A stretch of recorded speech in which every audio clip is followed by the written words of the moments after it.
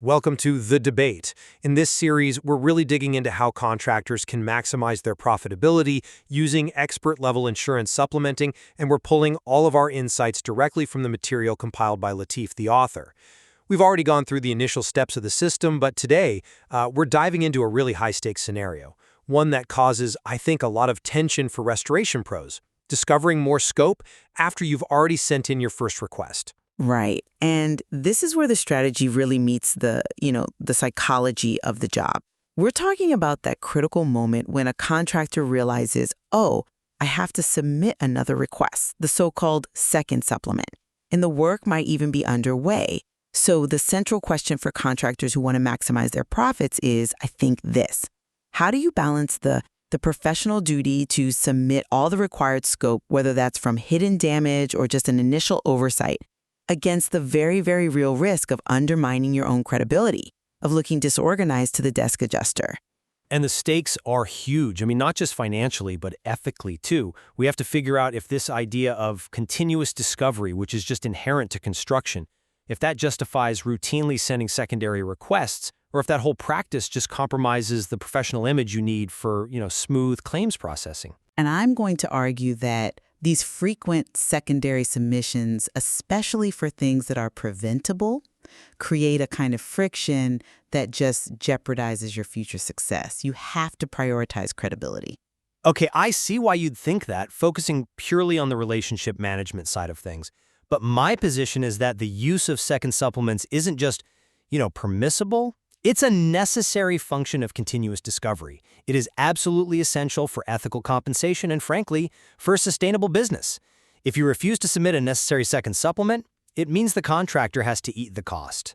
And when that cost is averaging, $2,500 to $3,500 in justifiable revenue per claim, absorbing that out of your margin is just an unnecessary and unsustainable tax on being a professional. I agree. I agree completely that the financial part is huge. It is. And no contractor should just eat a legitimate expense.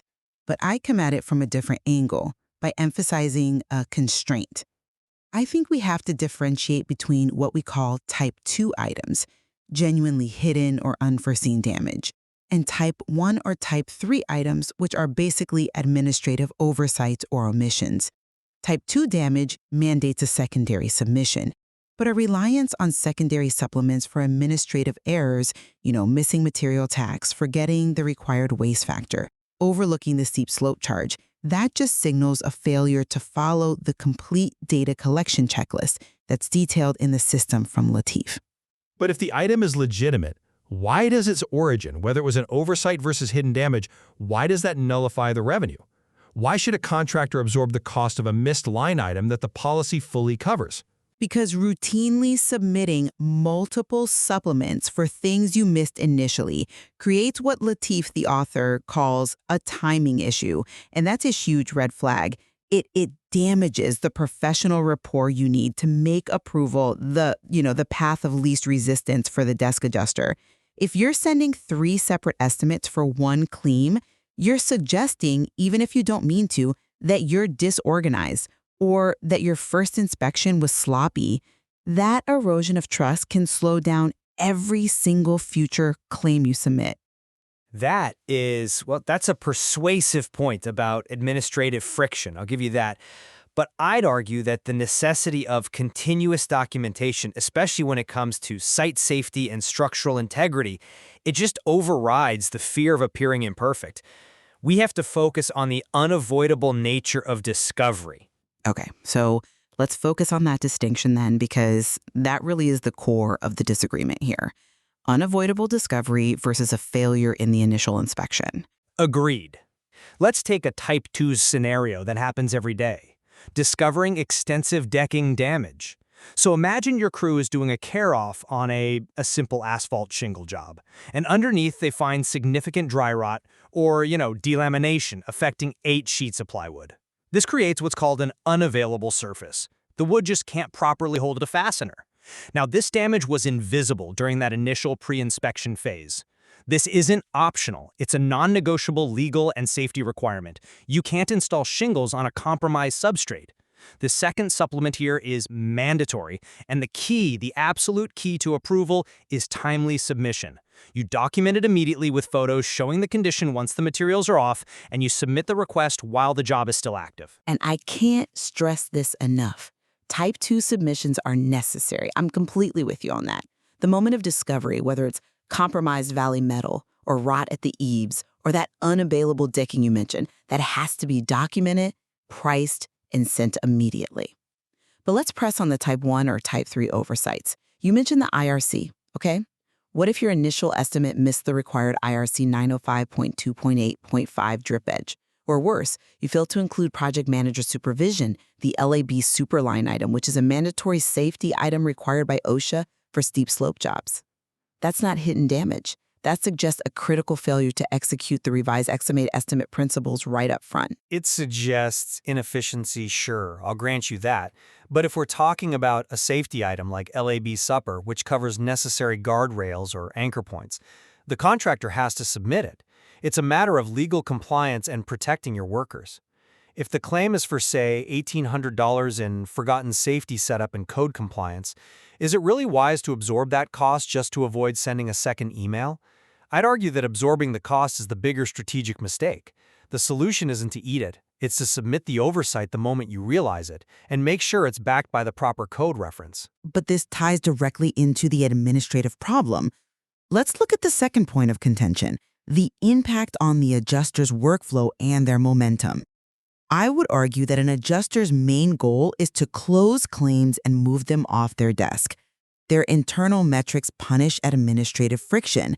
If you submit a complete revised Xactimate estimate the first time, the adjuster can approve it with minimal resistance. But each subsequent supplement just increases the administrative burden. They have to reopen the file, rerun internal policy checks, maybe even get a supervisor involved if the new amount goes over their approval limits. I get the desire to minimize communication threads. I do. But is that desire really worth sacrificing scope? The risk of a claim getting flagged is, I believe, mitigated by how you frame it professionally. If you send a second supplement for Type 2 damage, and you title the email clearly something like Revised Scope Request Unforeseen Type 2 Discovery, decking, and you attach the photos showing the rot, you're reinforcing the image of an honest professional just dealing with the realities of the site. You're collaborating, not creating a conflict. That works great for Type 2. But let's go back to the administrative failure. The missed steep slope charge, or that missing IRC code. That's not unforeseen. That is a failure of your initial data collection. When an adjuster gets a second supplement for a line item that should have been obvious from the get-go, the carrier's internal system, their algorithm, often flags it. It flags it as a piecemeal submission or a timing issue. And this scrutiny doesn't just slow down approval. It can trigger a formal audit or push them to deny other legitimate items based on policy constraints that they wouldn't have even looked for if the claim had gone through cleanly the first time. That is a compelling argument about the hidden cost of potential audit friction. But we have to come back to the phenomenal ROI on supplementation. The time spent on a successful supplementation, even if it's managing a secondary request, equates to an hourly rate of, over $3,000 an hour. A secondary submission for $2,000 in forgotten scope might add 20 minutes of admin time, uploading photos, writing a justification, but the financial gain is still astronomical. You don't just abandon thousands in revenue to save an adjuster 20 minutes of review time. I agree the ROI for successful supplementing is immense, but I challenge the assumption that the second submission is always successful or that the cost is only 20 minutes. You're calculating ROI based on the time spent submitting, but not on the time spent fighting administrative denials, making multiple follow-up calls, or dealing with the slow pay that secondary submission might trigger because of all that increased scrutiny. That's the massive hitting cost that just erodes your margin. Which brings us right to our third contention, drawing the line. When do you walk away versus when do you absolutely have to submit? Exactly. A professional contractor needs judgment. We can't treat every single supplement request the same way. If the oversight is genuinely small, say you forgot a $50 administrative fee line item, and your relationship with the desk adjuster is already a bit strained, sometimes absorbing that small preventable mistake is necessary. You do it to maintain the relational capital for the bigger battles down the road, especially if you've already had multiple follow-ups and negotiations, like they detail in Chapter 10. You have to weigh the cost of the friction against the actual monetary gain. I find that mindset, voluntarily walking away from legitimate money, to be completely contrary to the comprehensive scope strategy that maximizes the homeowner's benefit and maintains the integrity of the business. My perspective is that the professional duty requires the contractor to document all damage and mandatory code requirements found, period. We can't sacrifice safety or compliance. We never walk away from a code item, regardless of cost, because that affects the safety guarantee we're giving the homeowner. We might maybe absorb a minor admin fee if the relationship is fragile, but codes like IRC or OSHA requirements, those are non-negotiable. I agree that compliance items are mandatory, so the disagreement then really boils down to the administrative oversights. My point is just that the strongest supplements are the ones built correctly the first time. A reliance on secondary submissions, even for a legitimate, non-hidden scope, just introduces a weakness into your overall claim strategy. But by making the effort to submit, the contractor is acting as a true restoration professional. You're reinforcing the idea that you're not asking for anything. You're presenting what's owed, based on physical evidence and mandatory codes. The effort maximizes the claim value, which helps the homeowner with their deductible and ensures a compliant build. So that line to walk away should be crossed very, very rarely. It's a delicate balance, for sure. It requires both systems and judgment. The professional has to focus on eliminating those type 1 and type 3 errors in the initial submission, and by doing that, they reserve the right to use the secondary supplement only for truly unavoidable type 2 discovery, without damaging their credibility. So to summarize my perspective, the professional contractor has to adopt a mindset of continuous documentation. By submitting secondary supplements promptly, ideally during the job, and framing them clearly as unavoidable discovery or legitimate oversights backed by technical evidence, the contractor fulfills their ethical duty to the homeowner and captures the necessary justifiable revenue that should be flowing through their business. You can be professional and thorough while submitting secondary requests as long as they are documented meticulously. And I maintain that the contractor's primary focus must stay on the quality and completeness of that initial supplement to firmly establish credibility, while genuine hidden damage, type 2, necessitates a secondary request. A reliance on repeated supplements for initial errors risks the relationship capital you've built through professional communication. Ultimately, it slows down approvals and could trigger denial scrutiny by placing just unnecessary administrative strain on the adjuster. It's clear that success requires impeccable documentation, both at the beginning and all the way through the process. Indeed. And we'd encourage our listeners, following the advice in the system laid out by Latif, the author, to review their own supplement processes. You should track how many of your claims require a secondary submission, and then use that data to refine your initial inspection checklist for maximum efficiency and, of course, profit. Absolutely.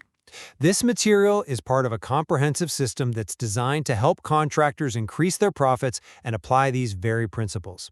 So tune in to the next chapter where we'll continue our discussion on advanced strategies.